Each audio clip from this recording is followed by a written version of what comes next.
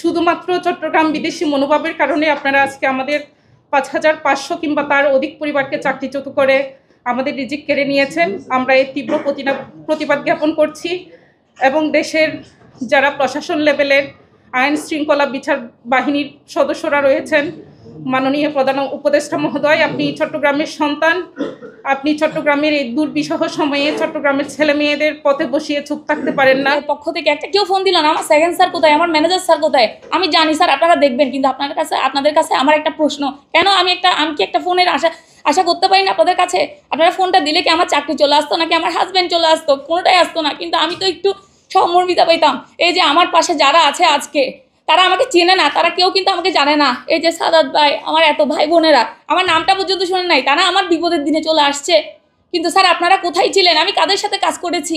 Senior লেভেলে আমির রয়েছেন, ওনারা আপনারা দেখবেন হয়তো ফেসবুক বা সোশ্যাল মিডিয়ায় ওনাদের বক্তব্য ভাইরাল হয়। ওনারা বলেন যে আমরা ক্ষমতায় আসলে ছেলেমেয়েরা শুধু সার্টিফিকেট নিয়ে বের হলে হবে, আমরা চাকরির ব্যবস্থা করব। আপনারা তো এর নমুনা আমাদেরকে দেখিয়ে দিচ্ছেন।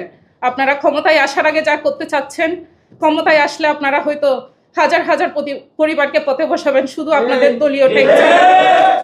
ভারপ্রাপ্ত চেয়ারম্যান তারেক রহমান সাহেব বলেছে যে আপনাদের পাশে আমাদের দাঁড়ানো উচিত।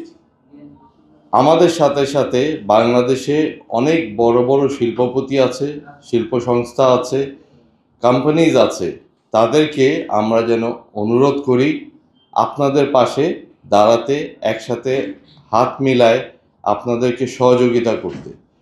তো আমরা ব্যক্তিগতভাবে তারেক রহমান সাহেবের পক্ষ থেকে আপনাদেরকে যতটুকু পারছি আমরা সহযোগিতা শুরু করছি।